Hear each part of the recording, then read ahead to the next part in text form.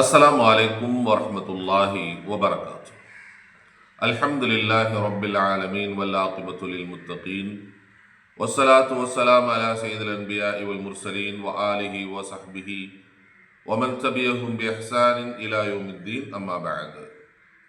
கணியத்திற்குரிய எல்லாம் அல்ல அல்லாஹுவின் நல்லடியார்களே, அன்பார்ந்த சகோதரர்களே சகோதரிகளே, மார்க்கம் என்ற பெயரில் மார்க்கத்தில் இல்லாத விஷயங்களை மார்க்கமாக காட்டி மக்களை வழிகெடுத்து கொண்டிருக்கக்கூடிய ஆலிம்களில் மிக முனைப்போடு செயல்பட்டு கொண்டிருக்கக்கூடியவர் தான் ஷேக் அப்துல்லா ஜமாலி என்பவர்.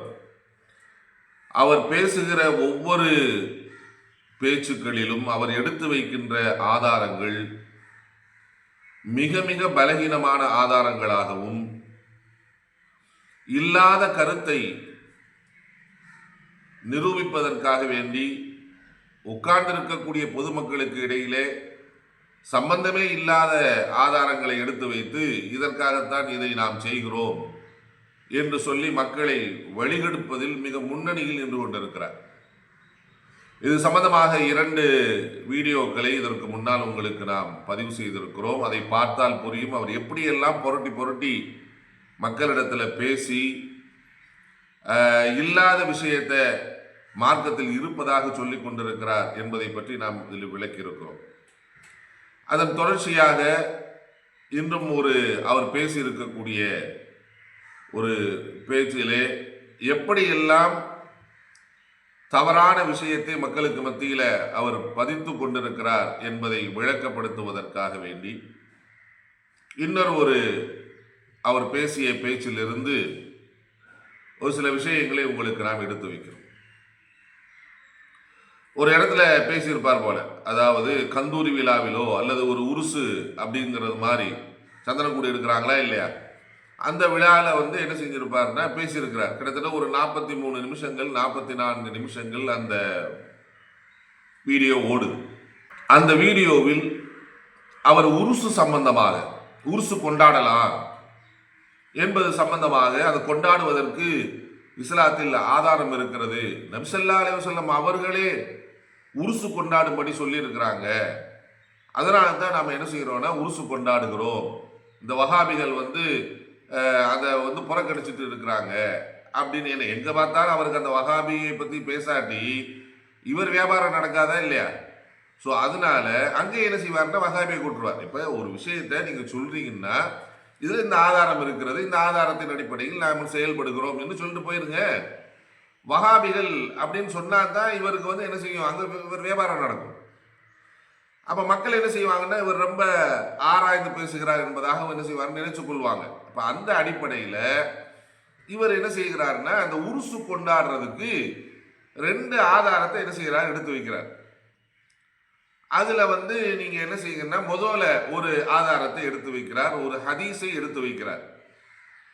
ஒரு ஹதீஸ் மட்டும் இல்லை, ஒரு குர்ஆன் வசனத்தை எடுத்து வைக்கிறார். எடுத்து வைத்து விட்டு பார்த்தீர்களா, அதுக்கு தான் நாம் இந்த உருசு கொண்டாடுறோம், இந்த சந்தனக்கூடு கொண்டாடுறோம், இதை வஹாபிகள் தடுக்கிறாங்க அப்படின்னு என்ன செய்கிறார் சொல்றார். அவர் என்ன ஆதாரத்தை எடுத்து வைக்கிறாரு, அந்த ஆதாரம் எப்படியாப்பட்டது, அதை ஆதாரமா என்ன செய்யலாமா, நம்ம இந்த உருசுக்கு சொல்லலாமா, நீங்க எடுத்து வைக்கக்கூடிய இந்த சந்தனக்கூடுக்கு சொல்லலாமா அப்படிங்கிறத நீங்க வீடியோ பார்த்துட்டு வாங்க, நான் அது சம்பந்தமான விளக்கத்தை சொல்லி காட்டுகிறேன். இது போன்ற விழாவெல்லாம் நாம் கொண்டாடுவதற்கு காரணம் நபிகள் நாயகம் ஸல்லல்லாஹு அலைஹி வஸல்லம் அவர்கள் கொண்டு வந்த மார்க்கத்தில் இதையெல்லாம் செய்யும்படி சொல்லப்பட்டிருக்கிறது. நபிகள் நாயகம் ஸல்லல்லாஹு அலைஹி வஸல்லம் அவர்கள் சொன்னார்கள், உதுகுரு மஹாசின மௌதாக்கும், உங்களில் முன் சென்றவர்களுடைய நல்லவைகளை எல்லாம் எடுத்து சொல்லுங்க. இந்த ஹதீஸ் அபூ தாவூதுல திர்மிதியில பதிவு செய்யப்பட்டிருக்கிறது. நல்லடியார்களை பற்றி நினைவு கூறுவது நபிகள் நாயகம் ஸல்லல்லாஹு அலைஹி வஸல்லம் அவர்கள் சொல்லி தந்த ஒரு சுன்னத்தான வழிமுறை அப்படிங்கிறத நம்ம புரிந்து கொள்ளணும். மேலும் நபிகள் நாயகம் ஸல்லல்லாஹு அலைஹி வஸல்லம் அவருடைய காலத்திலேயே பத்ரு யுத்தத்தில் ஷஹீதானாங்கல்ல சஹாபா பெருமக்கள், அவர்களுடைய புகழையெல்லாம் சிறுமிகள் தஃப் அடித்து புகழ்ந்தார்கள். அதை நபிகள் நாயகம் ஸல்லல்லாஹு அலைஹி வஸல்லம் அவர்கள் அங்கே அமர்ந்து தங்களுடைய காதுகளால் கேட்டார்கள். இந்த ஹதீஸ் புகாரில பதிவு செய்யப்பட்டிருக்கிறது. நல்லடியார்களுடைய சிறப்புகளை சொல்வதுங்கிறது மார்க்கத்திலே உள்ளடங்கிய ஒரு விஷயம் என்பதை நாம் அறிந்து கொள்ள வேண்டும்.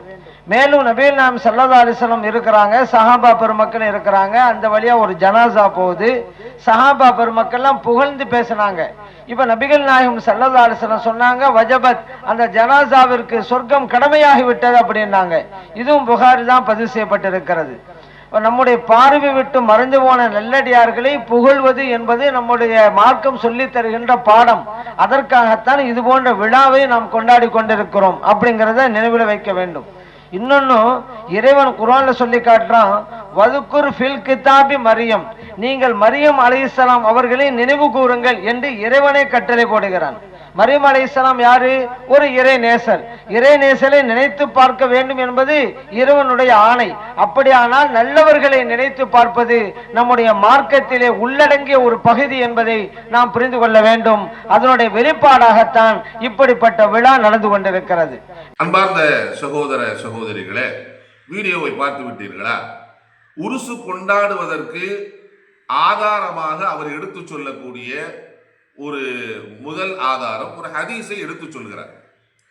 என்ன ஹதீஸ் எடுத்து சொல்றாரு அப்படின்னா, அந்த ஹதீஸ் இமாம் திர்மிதி ரஹ்மத்துல்லாஹி அவர்கள் பதிவு செய்திருக்கிறார். நம்ம இல்லைன்னா சொல்லல. என்ன ஹதீஸ் வருகிறது அப்படின்னா, அந்த ஹதீஸ்ல முதல் பகுதியை மட்டும் சொல்லிட்டு ரெண்டாவது பகுதியை விட்டுட்டார். ஏன்னா ரெண்டாவது பகுதியை சொன்னா அதை மக்களே புரிஞ்சுக்குவாங்க, இது வேற எதுக்கோ நபி ஸல்லல்லாஹு அலைஹி வஸல்லம் சொல்லி இருக்கிறாங்க, அதை அவர் உருசோட ஜாயின் போடுறாரு அப்படிங்கிறத மக்கள் என்ன செய்வாங்க, விலைக்கு வாங்குங்கிறதுக்காக ஹதீஸுடைய முதல் பகுதியை மட்டும் சொல்லிட்டு ரெண்டாவது பகுதியை என்ன செஞ்சிட்டார், விட்டுட்டார். எப்படி ஹதீஸ் வருகிறது என்று சொன்னால், அதா என்று சொல்லக்கூடிய ஒரு தாபியா உமர் ரலியல்லாஹு தஆலா அவர்களிடமிருந்து அறிவிக்கக்கூடிய செய்தி, அன்ன ரசூலுல்லாஹி ஸல்லல்லாஹு அலைஹி வஸல்லம் கால, உமர் ரலியல்லாஹு தஆலா அவங்க சொன்னாங்க, நபி ஸல்லல்லாஹு அலைஹி வஸல்லம் அவங்க இப்படி சொல்லி இருக்கிறாங்க. என்ன அப்படின்னா, உதுகுரு மஹாசின மௌதாக்கும், உங்களில் இறந்து விட்டவர்களின் நல்ல விஷயங்களை நினைவு கூறுங்கள் என்பதாக நபி ஸல்லல்லாஹு அலைஹி வஸல்லம் அவங்க சொல்லி இருக்கிறாங்க என்று ஹதீஸ் வருகிறது. இதை மட்டும்தான் அவர் சொல்றார்.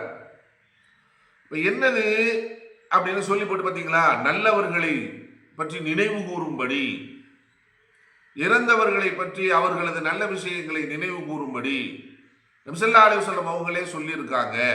அதுக்கு தான் நம்ம உருசு கொண்டாடுறோம் அப்படின்னு ஒரு வாதத்தை எடுத்து வைக்கிறார். சரி, இரண்டாவது என்ன சொல்றாருன்னா, சூரத்து மரியம்ல வரக்கூடிய ஒரு வாசகம், வதுகுரு ஃபில் கிதாபி மரியம், மரியத்தை பற்றி நீங்கள் நினைத்து பாருங்கள் என்று அல்லாஹ் குறிப்பிடுகிறார். மரியம் யாரு? ஈசா அலைஹிஸ்ஸலாமுடைய தாயார், ஒரு நல்லடியார். பார்த்தீங்களா, நல்லடியார்களை பற்றி அல்லாஹ் நினைவு கூற சொல்லுகிறான். அதற்குத்தான் நாம் இந்த கந்தூரி விழா எடுக்கிறோம் என்று என்ன செய்கிறார்னா, இந்த ரெண்டு ஆதாரத்தை எடுத்து சொல்றார். சரி, முதல் ஆதாரத்துக்கு வருவோம். அந்த ஹதீஸினுடைய வாசகம் எப்படி, நீங்க சொல்றதா இருந்தா ஒரு ஆதாரத்தை சொல்ற, அந்த ஆதாரத்தில் இருக்கக்கூடிய முழு வாசகத்தை சொல்லணும். முதல்ல விட்டு சொல்லி போட்டு ரெண்டாவது விட்டுட்டீங்க. அந்த ரெண்டாவது சேர்த்து சொன்னா தானே இந்த ஹதீஸ் எதுக்கு வந்திருக்கு அப்படிங்கிறது தெரியும்.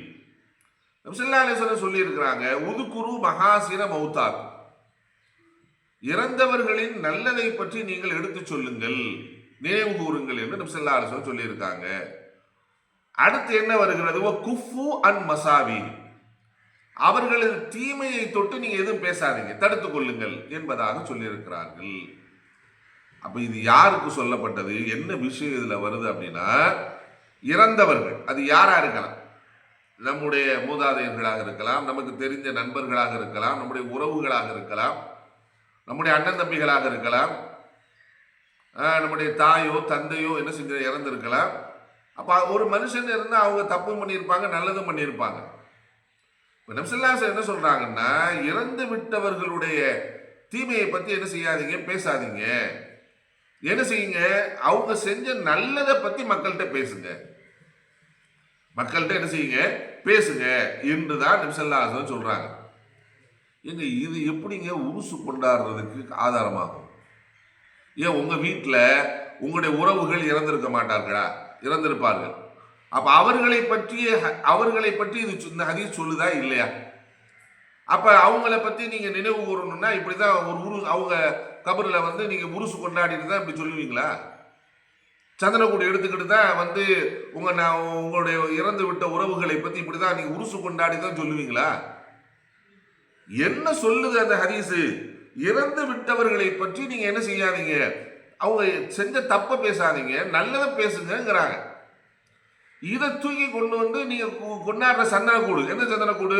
அந்த ஒரு கபரை அலங்கரித்து அதுல சந்தனம் பூசுவதற்காக வேண்டி ஒரு மிகப்பெரிய அலங்கரிக்கப்பட்ட ஒரு வாகனத்துல வச்சு ஊரெல்லாம் சுத்தி கொண்டு வந்து தப்ஸ் அடிச்சு ஆட்டம் போட்டு பாட்டம் போட்டு என்னெல்லாம் நடக்குது உருசு எடுக்கிறதுல. இந்த நாகூர் தர்கால நடக்கிற ஒரு வீடியோ போடுறேன், நீங்க பாருங்க. இதுக்கு முன்னாடி அஜ்மீர் சம்பந்தமாகவும் நான் போட்டு இருக்கிறேன். அங்க நடக்கக்கூடிய அந்த அஜ்மீர் தர்கால உருசுங்கிற பெயர்ல என்னென்ன ஆட்டம் நடக்குது, பாட்டம் நடக்கிறது, என்னென்ன மார்க்கத்திற்கு முரணான காரியங்கள் நடக்கிறது என்பதை பற்றிய விஷயத்தை உங்களுக்கு விலைக்கு நான் ஒரு வீடியோ ஒன்று போட்டிருக்கேன். அதை நீங்க எடுத்து பாருங்க. இப்ப இதுல நாகூர்ல நடக்கிற உருசு இப்படித்தானே எல்லா இடத்துலயும் நடக்குது. ஏர்வாடியில இப்படிதான் நடக்குது. எந்த இடத்துல எல்லாம் உருசு சந்தனக்கூடு நீங்க நடத்துறீங்களோ அங்க பூரா இந்த அநியாயம் தானே நடக்குது. ஆட்டம் பாட்டம். அங்க பாத்தீங்கன்னா ஒரு கபரை அலங்கரித்து வெள்ளியினாலும் தங்கத்தினாலும் அலங்கரித்து மாலை போட்டு அதுக்கு வந்து இது பண்ணி, இதுக்கு முதல்ல இஸ்லாத்தில் இடம் இருக்கிறதா?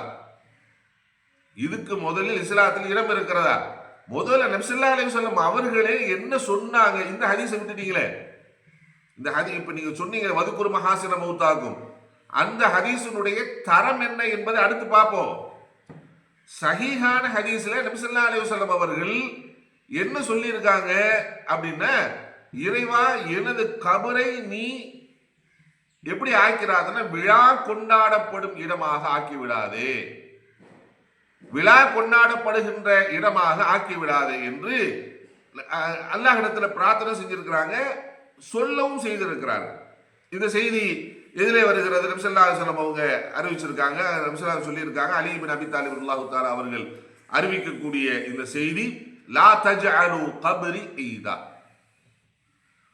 எனது கபரை விழா கொண்டாடப்படும் இடமாக ஆக்கிவிடாதீர்கள். வலா தஜஅலு புயூதக்கும் குபூரா, உங்களது வீடுகளையும் நீங்கள் கபர்களாக ஆக்கி விடாதீர்கள். அங்க வந்து நீங்க என்ன செய்யுங்க, விக்ரு செய்யுங்க, வஸல்லு அலைய வஸல்லிமு ஹைதுமா குன்தும், நீங்கள் எங்க இருந்தாலும் சரி என் மீது நீங்க ஸலவாத் சொல்லுங்க.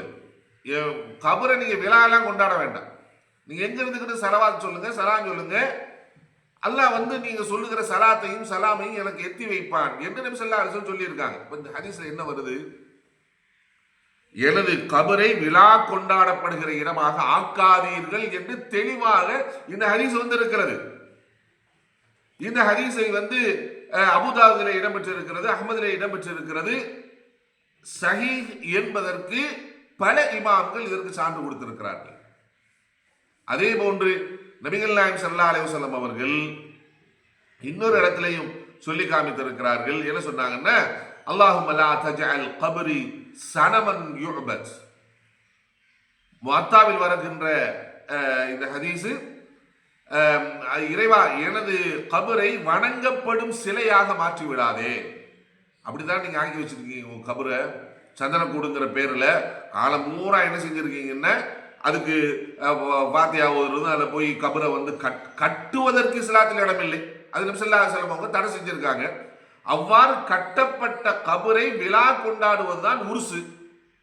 சந்தனக்கூடு வருஷத்துல ஒரு நாளோ 2 நாளோ 3 நாளோ வச்சு விழா கணக்கா கொண்டாடி, எங்க ஒரு இறந்து விட்ட கபரை கொண்டாடுறதுக்கு நீங்க எதை ஆதாரமா காட்டுறீங்க அப்படின்னா, உதுகுரு மஹாசின மௌத்தாகும், இறந்தவர்களின் நல்லதை நினைவு கூறுங்கள். இது வந்து அதுக்கு ஆதாரமா? அதுக்கு நேர் ஆப்போசிட்டான ஆதாரம் இருக்கு. எனது கபரை ஈதாக ஆக்காதீங்க, விழா கொண்டாடப்படும் இடமாக ஆக்காதீர்கள் என்று நபி ஸல்லல்லாஹு அலைஹி வஸல்லம் சொல்லி இருக்காங்களே, சரியான ஹதீஸாக இருக்கிறது. அப்ப இதுக்கு என்ன சொல்லுவீங்க?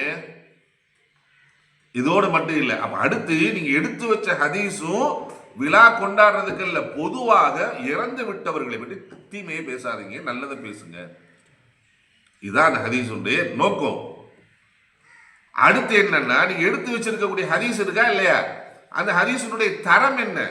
நீங்க என்னைக்கு தான் சையான ஹதீஸ் சொன்னீங்க? நீங்க சையான ஹதீஸ் சொல்ல முடியாது. ஏன்னா நீங்க செய்யற ஷிர்க்குக்கும் பிதஅத்துக்கும் மார்க்கத்திற்கு முரணான விஷயத்திற்கும் உங்களால் சையான ஹதீஸை கொண்டு வரவே முடியாது கியாமத் நாள் வரை. அதனால நீங்க எடுத்து வைக்கிற எந்த ஹதீஸா இருந்தாலும் அது ஒன்று முன்கரா இருக்கும்,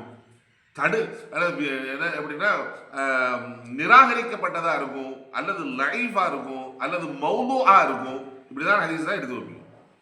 நீங்க சொன்ன ஹதீஸுக்கு விளக்கத்தையும் சொல்லிட்டோம். அது விழா கொண்டாடுறதுக்கு இல்ல. ஏன் அந்த கருத்தை வைக்க கூடாதுன்னா, நபி ஸல்லல்லாஹு அலைஹி வஸல்லம் அவங்க தன்னுடைய கபரை விழா கொண்டாடுகின்ற இடமாக ஆக்காதீங்க அப்படின்னு நபி ஸல்லல்லாஹு அலைஹி வஸல்லம் பிரார்த்தனை பண்ணியிருக்காங்க. அப்ப எதுக்கு என்ன அர்த்தம் அப்படின்னா, இறந்து விட்டவர்களை பற்றி நல்லதை மட்டும் சொல்லுங்க, அவங்க செஞ்ச தீமையை பேசாதீங்க. இதுதான் அந்த ஹதீஸ். ஒருவேளை சஹீஹாக இருந்தாலும் கூட, ஒருவேளை அந்த ஹதீஸ் சஹீஹாக இருந்தாலும் கூட அதுக்கு என்ன கருத்து தான் வைக்கணும்னா, இறந்தவர்களை பற்றி நல்லது பேசும். சரி, நல்லதுன்னா நீங்க உங்க ஊர்ல இருக்கக்கூடிய தர்கால இருக்கக்கூடிய அவுலியாக்களுடைய நல்லதை மட்டும் தான் பேசுவீங்களா? உங்க உறவுகள் இறந்து விட்டார்கள் என்றால் அவங்களுடைய நல்லதை பத்தி பேசுறதுக்கு என்ன செய்வீங்க? இப்படியா உருசு கொண்டாடுவீங்களா? சந்தன கூட கொண்டாடுவீங்களா? உங்க நண்பர்கள்ல உங்க உறவுகள்ல யாராவது இறந்து விட்டால் அவர்களை பற்றி பேச மாட்டீங்க. அப்ப இந்த ஹதீஸை கொண்டு வர்றதுல என்ன கிடையாது அப்படின்னா, அது உருசுக்குள்ள ஆதாரம் இல்லை. அது சுத்த பொய், மக்களை ஏமாற்றுவதற்காக அந்த ஹதீஸ் எடுத்து சொல்றீங்க. அடுத்து அந்த ஹதீஸுடைய தரம் என்ன என்று சொன்னால், இமாம் திர்மிதி ரஹ்மத்துல்லாஹி அவர்கள் தான் இந்த ஹதீஸை பதிவு செய்திருக்கிறார். பதிவு செய்துவிட்டு இமாம் திர்மிதி ரஹ்மத்துல்லாஹி அவர்களே என்ன சொல்றாங்கன்னா, சமிஅத்து முஹம்மதன், நான் முஹம்மதிடமிருந்து, யஅனி அல் புகாரி. ஏன்னா இமாம் புகாரி ரஹ்மத்துல்லாஹுடைய இயற்பெயர் என்ன? முஹம்மது இப்னு இஸ்மாயில் அல் புகாரி. உங்க வாப்பா அவர் இஸ்மாயில், அவர் பேர் புகாரி, முஹம்மது. அப்ப அவங்ககிட்ட கேட்டு, யகூலு, இந்த ஹதீஸ் சம்பந்தமான தரம் என்ன என்பதை பற்றி கேட்டபோது மிக தெளிவாக அவங்க சொன்னாங்க, இந்த ஹதீஸினுடைய சனதுல இம்ரான் இப்னு அனஸில் மக்கி என்று சொல்லக்கூடிய ஒரு ராவி வருகிறார். ஃபஹுவ முன்கருல் ஹதீஸ். அவர் எந்த ஹதீஸை கொண்டு வந்தாலும் அது நிராகரிக்கப்பட வேண்டியவர் அவர். ஒரு சிலர் ஒரு ருவிய பஅதுஹும் அன் அதாஇன் அன் ஆயிஷத, ஆயிஷா ரலியல்லாஹு தஆலா அவர்களிடமிருந்து அத்தா அவர்கள் அறிவித்ததா இந்த ஹதீஸ் வருகிறது. இதே செய்தி இன்னொரு அறிவிப்புல வருது, அதுவும் பலகீனமானது. அல்பானி அவர்கள் தங்களுடைய சில்சிலத்துல் அஹாதீஸ் தைஃபால இந்த ஹதீஸை பதிவு செய்திருக்கிறார்கள். ரெண்டு வழியில் வருகிறது. அந்த ரெண்டு வழியுமே என்னது அப்படின்னா பலகீனமானது. ஒரு வழியில வரக்கூடியது அந்த இம்ரான் இப்னு அனஸுல் மக்கி என்று சொல்லக்கூடியவர் வருகிறார். அவர் முன்கர், அவர் எந்த ஹதீஸை அறிவிச்சாலும் எடுக்கக்கூடாது என்று அஇம்மாக்களால், இமாம்களால் இனம் காட்டப்பட்ட ஒருவர். இமாம் புகாரி ரஹ்மத்துல்லாஹி அவர்கள் அப்படி இனம் காட்டி இருக்கிறார்கள். அப்படியாப்பட்ட ஒரு ஹதீஸை கொண்டு வந்துகிட்டு உருசு கொண்டாடுறதுக்கு நீங்க அது ஆதாரமா சொல்றீங்கன்னா, இதை நீங்க மக்களை ஏமாத்தல. பொதுமக்களுக்கு என்ன தெரியும்? நாம சொல்றது அவங்க ஆமா ஆமான்னு கேட்டு போவாங்க, சுப்ஹானல்லாஹ் அல்ஹம்துலில்லாஹ்னு கேட்டு போயிடுவாங்க. நம்ம என்னத்தினால அடிச்சு விட்டுறலாம். இந்த அடிச்சு விடுவதன் மூலமா உங்களுக்கு என்ன கிடைக்க போகுது? நாளைக்கு இது சொல்லி போட்டு நபியே உருசு கொண்டாட சொல்லியிருக்காங்கன்னு சொல்றீங்களே, உங்களுக்கு கொஞ்சம் கூட பயம் இல்லையா? நபி ஸல்லல்லாஹு அலைஹி வஸல்லம் அவங்க மேல நம்ம பொய்யாக இட்டு கட்டுகிறோமே. உங்களுக்கும் தெரியும் இந்த ஹதீஸ் உருசு கொண்டாடுறதுக்கு சொல்லல, பொதுவாக மௌத்தாக்களை பத்தி நல்லதை மட்டும் பேசுங்கிறத மட்டும்தான் சொல்லுது. இது விழா கொண்டாடுவதற்கு ஆதாரம் இல்லை என்பது உங்களுக்கும் தெரியும்.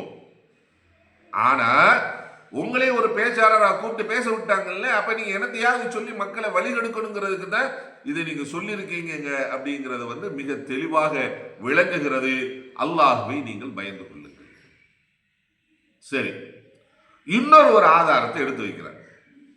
அந்த ஆதாரம் என்ன அப்படிங்கிறத பார்த்துட்டு வாங்க, அதனுடைய விளக்கத்தை உங்களுக்கு சொல்லி காட்டு. இந்த விழாவிற்கு உருஸ் அப்படிங்கிற வார்த்தையை நம்ம யூஸ் பண்ணுவோம். இங்க உருசு கொண்டாடுவது ஏன் அப்படின்னு கேட்டா நபிகள் நாயகம் ஸல்லல்லாஹு அலைஹி வஸல்லம் சொன்னாங்க, ஜூரு நீங்க ஜியாரத்து செய்யுங்க அப்படின்னாங்க. ஜியாரத்து செய்வது ரெண்டு வகை இருக்குது. தனித்தனியா வந்து ஜியாரத்து செய்வது ஒரு வகை, கூட்டமாக வந்து ஜியாரத்து செய்வது இன்னொரு வகை.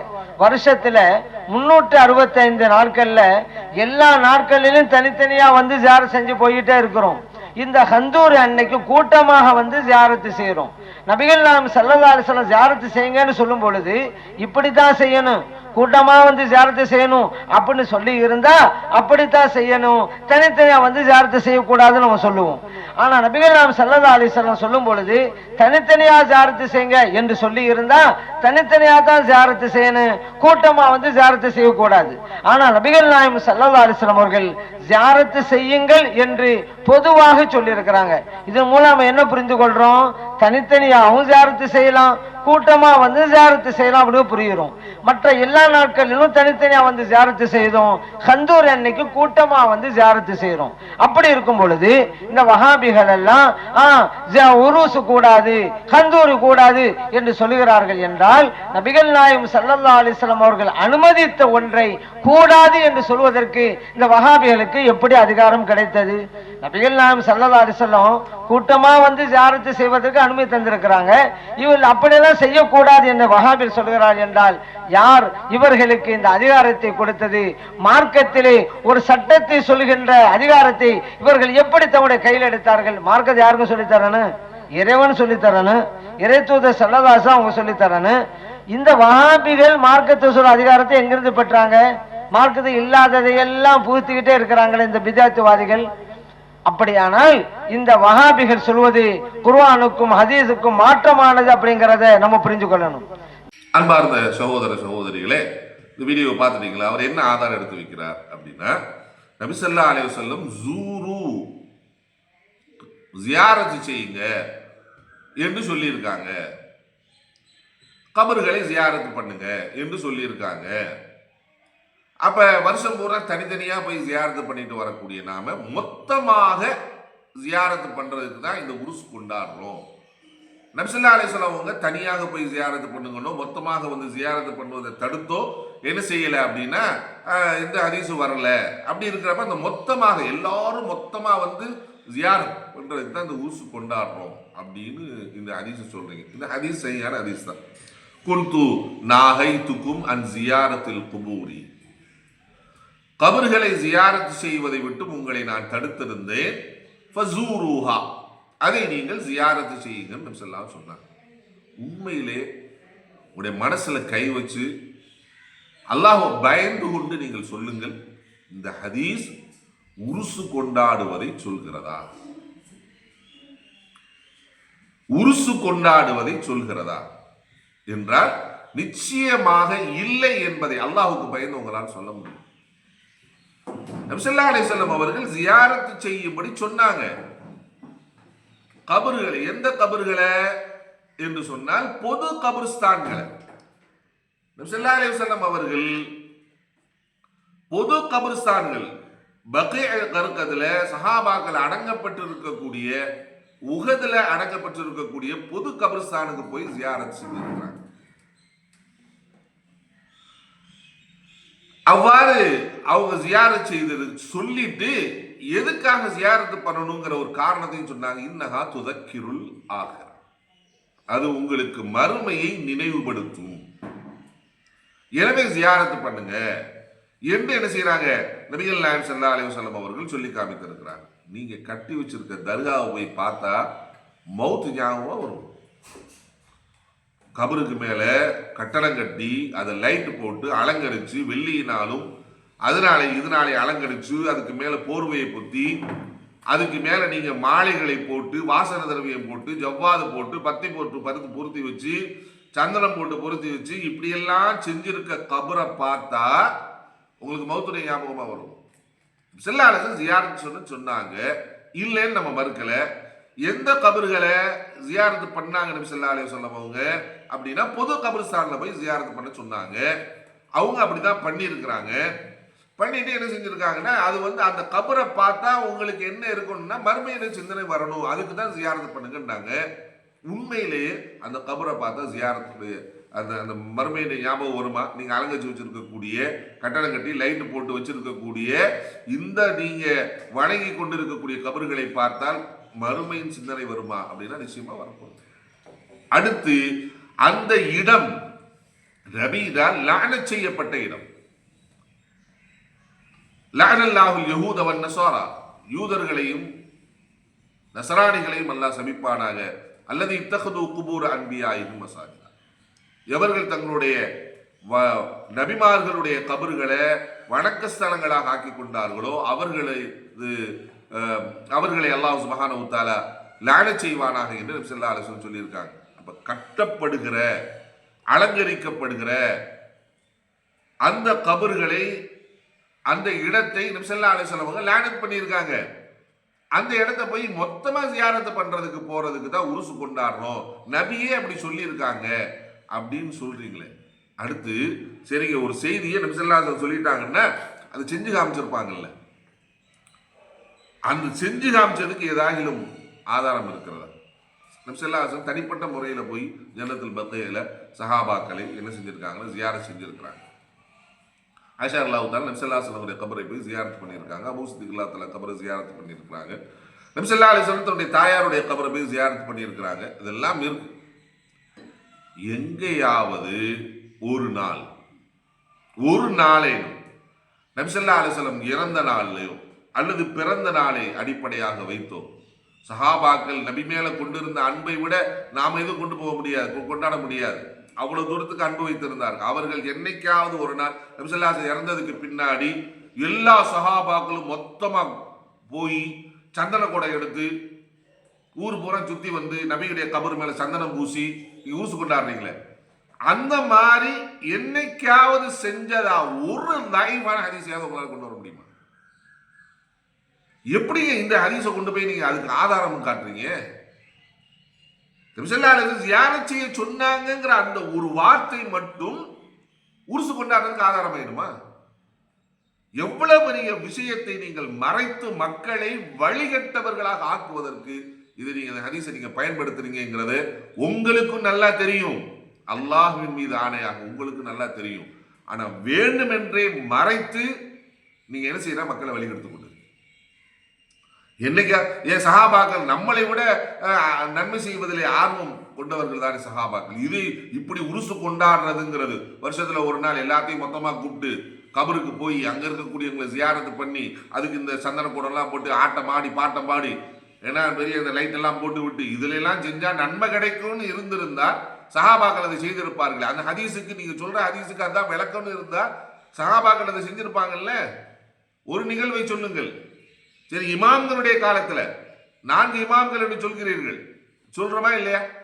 இமாம் அபூ ஹனீஃபா, இமாம் ஷாஃபி ரஹ்மத்துல்லாஹி அவர்கள், இமாம் அஹ்மத் இப்னு ஹம்பல், இமாம் மாலிக் ரஹ்மத்துல்லாஹி அவர்கள், இவங்க இந்த மாதிரி உருசு கொண்டாடுறதுக்கு ஏதாகிலும் ஆதாரங்களை சொல்லியிருக்காங்களா? இல்ல அவங்க அப்படி செஞ்சிருக்காங்க, இல்ல அவங்க காலத்துல இப்படி நடந்துச்சா? ஒண்ணுமே இல்லை. நல்லா தெரியும் உங்களுக்கு வரலாறுகளை புரட்டி பார்த்தால் கபறுகளை வணக்க ஸ்தலங்களாக மாற்றி அதை கொண்டாடுகிற பழக்கம் ஹிஜ்ரி 400க்கு மேல ஃபாத்திமியாக்களுடைய காலகட்டத்தில் எகிப்துல வாழ்ந்த ஷியாக்கள் ராஃபிதியாக்களுடைய காலகட்டத்தில் ஆரம்பிக்கப்பட்டதுதான் என்பதை வரலாறுகளை படித்தால் நன்றாக தெரியும். அந்த கேடுகட்டவர்கள் உருவாக்கி வைத்த இந்த உருசையும் சந்தனக்கூடையும் நியாயப்படுத்துறதுக்கு சம்பந்தமே இல்லாத ஹதீசுகளை கொண்டு வந்து அதை நியாயப்படுத்துறீங்களே, நீங்க அதை சரின்னு காட்டுறீங்களே, அது லைவான ஹதீஸை கொண்டு வந்து மக்கள்கிட்ட சொல்லி இருந்தனா அடிச்சு விட்டு போகலான்னு சொல்றீங்களே, இது எல்லாத்தையும் நாளைக்கு மறுமையில அல்லாஹ் கொண்டு வந்து நுப்பாட்ட மாட்டானா? கேட்க மாட்டானா அல்லாஹ்? மறுமையை பற்றி ஒருத்தான பயம் வேண்டாமா? மக்களை இது சொல்லி மக்களை இப்படி திசை திருப்புறமே அப்படிங்கிற பயம் உங்களுக்கு வர வேண்டாமா? அல்லாஹ் சுப்ஹானஹு வ தஆலா உங்களுக்கு நேர் வழி காட்டட்டும். அன்பார்ந்த சகோதர சகோதரிகளே, நாம் இப்படி பதிவிடுவதின் நோக்கம் யாரையும் குறை சொல்வதல்ல, மக்களிடத்தில் விழிப்புணர்வு வர வேண்டும் என்பதற்குத்தான் இதை நாம் பதிவிடுகிறோம். அவர் எடுத்து வச்ச ஹதீஸ் 2 ஹதீஸ் எடுத்து வச்சார், 2 செய்தியை எடுத்து வச்சார். அது ரெண்டுமே அதுக்கு சம்பந்தமே இல்லாததை எடுத்து வச்சிருக்கிறார். அடுத்து எடுத்து சொன்ன ஹதீஸ் என்னது அப்படின்னா அது முன்கரான ஹதீஸ், பலகீனமான ஹதீஸ். அந்த ஹதீஸ் ஒருவேளை சகிஹாக இருந்தாலும் அது உருசு கொண்டாடுறதுக்கு இல்ல, பொதுவாக இறந்தவர்களை பற்றி நல்லது சொல்றதுக்கு தான். அடுத்து நபி ஸல்லல்லாஹு அலைஹி வஸல்லம் அவர்கள் கபர்களை ஜியாரத்து பண்ணுங்க என்று சொல்லியிருக்காங்க. அந்த ஆதாரத்தை எடுத்து வச்சிருக்கிறார். அந்த ஆதாரத்தை அவர் எடுத்து வைத்திருந்தால் நபி ஸல்லல்லாஹு அலைஹி வஸல்லம் பொது கபர்ஸ்தானுக்கு போய் மறுமை சிந்தனை உருவாக்குவதற்கு தான் சொன்னாங்களே தவிர ஆட்டம் பாட்டம் போட்டு சந்தனம் பூசுவதற்குள்ள சந்தனம் கூட எடுக்கிறதுக்கு அது சொல்லல. அப்படி ஒரு நிகழ்வு சஹாபாக்களுடைய காலகட்டத்திலேயோ அல்லது நபி ஸல்லல்லாஹு அலைஹி வஸல்லம் காலகட்டத்திலேயோ சஹாபாக்களுடைய காலகட்டத்திலேயோ அல்லது இமாம்களுடைய காலகட்டத்திலேயோ அதுக்கு பின்னாடி வந்தவங்களுடைய காலகட்டத்திலேயோ அல்ல ஹதீஸ்துறை வல்லுநருடைய காலகட்டத்தில் இதெல்லாம் நடக்கல. பின்னாடி ஒரு காலகட்டத்தில் ராஃபிதியாக்கள் ஷியாக்களினால் உருவாக்கப்பட்டதுதான் இந்த பஞ்சா என்பதும் இந்த உருசு என்பதும் இந்த சந்தனக்கூடு என்பதும் அவர்களால் உருவாக்கப்பட்டதுதான். எனவே அதற்கும் மார்க்கத்திற்கும் எந்த சம்பந்தமில்லை என்பதை உணர்ந்து இது போன்ற வழிகேடான விஷயங்களை விட்டும் நாம் நம்மை பாதுகாத்துக் கொள்ள வேண்டும். யார் இதில் ஈடுபட்டு கொண்டிருக்கிறார்களோ அவர்களுக்கு அல்லாஹ் சுப்ஹானஹு வ தஆலா நேர்வழி காட்ட வேண்டும் என்று பிரார்த்தித்தவனாக முடித்துக் கொள்கிறேன். வாஹிர் தஅவானா அல்ஹம்துலில்லாஹி ரப்பில் ஆலமீன். அஸ்ஸலாமு அலைக்கும் வரஹ்மத்துல்லாஹி வபரகாத்துஹு.